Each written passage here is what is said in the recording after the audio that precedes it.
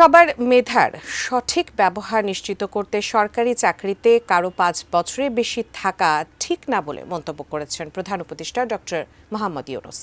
দুপুরে বাংলাদেশ চীন মৈত্রী সম্মেলন কেন্দ্রে ৪ দিন ব্যাপী digital device and innovation expo ২০২৬ উদ্বোধনের সময় তিনি কথা বলেন। তথ্য প্রযুক্তি এখন মূল খাত, কিন্তু উন্নত বিশ্বের সঙ্গে বাংলাদেশ তাল মেলাতে পারছে না বলেও আক্ষেপ করেন তিনি।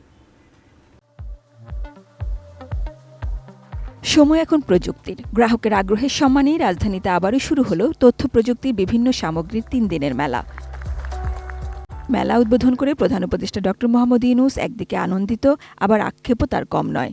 এই খাতটা হলো মূল খাত। আমরা অনেক পেছনে, আমরা চিন্তায় পেছনে, কাজে পেছনে, নীতিতে পেছনে। তিনি বলেন ২৪-এর গণ অভ্যুত্থান নতুন দুয়ার খুলে দিয়েছে, কিন্তু যে ইন্টারনেট এখানে বড় প্রভাবক ছিল তা থেকে এখনো বঞ্চিত অনেকে।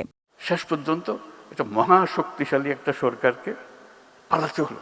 সরকার কোনো উদ্যোগ নিলে ভুল লোকরা সেসব নিয়ে যায় বলেও মন্তব্য করেন প্রধান উপদেষ্টা। আমরা খালি সরকারের কাছ থেকে এটা দিতে হবে, ওটা দিতে হবে, কিন্তু যেই সরকার এটা দিতে শুরু করে ভুল লোকগুলোর সামনে এসে দাঁড়ায়, ওরা সেটা তারা নিয়ে যায়। সরকারকে বারে বারে মিনতি করে বলবেন আমাকে কিছু দিয়েন না, শুধু আমার নীতিটা ঠিক করে দেন, এই কাজটা করে দেন। যেই সরকারের কাছ থেকে কিছু চাইতে আসে তাকে সন্দেহের চোখে দেখবেন। বিজলি কেবলসের স্কিন কোটেড ইনসুলেশন আগুন প্রতিরোধী। বিজলি কেবলস, নিরাপদ আজীবন। প্রধান উপদেষ্টা মনে করেন সরকারি চাকরিতে কারো ৫ বছরের বেশি থাকা ঠিক না। আমি বলছি সরকারি কর্মচারী 5 বছরের বেশি সরকারে থাকা ঠিক না। কেন? হতে তার মন একটা কাঠামোর মধ্যে ফিক্স হয়ে গেছে, এর থেকে বেরোতে পারেনি সে। আবার নতুন লোক যারা বাইরের থেকে দেখতেছে তাদেরকে নিয়ে আসতে হবে। এটা বিশেষভাবে প্রযোজ্য এই প্রযুক্তি মন্ত্রণালয়ের। প্রযুক্তি মন্ত্রণালয়ে যদি এমন লোক আসে যে প্রযুক্তি সম্বন্ধে বোঝাপড়া হয়েছিল 30 বছর আগে, 30 বছরের ছাড়া দুনিয়া পাল্টে যায়।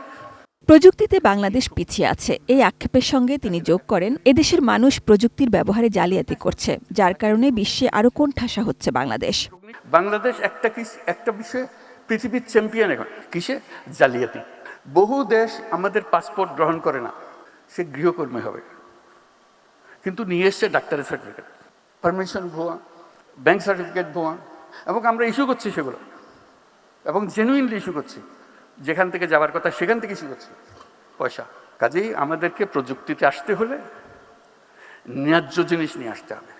প্রযুক্তিতে ন্যায্যতা রাখার আহ্বান জানিয়ে প্রধান উপদেষ্টা সরকার গঠনের ক্ষেত্রে কোন বিষয়টিতে গুরুত্ব দেওয়া দরকার সেটিও জানান। আমরা তরুণদেরকে উদ্যোক্তা হবার সুযোগ করে দেব, এবং আমাদের নীতি বাস্তব এবং বর্তমানকে প্রতিফলিত করুক সে ব্যবস্থা করব। মানুষের সহায়ক সরকার করব, ওইভাবে আমাদেরকে চলতে হবে। Sajida Sweety, ATN News, Dhaka.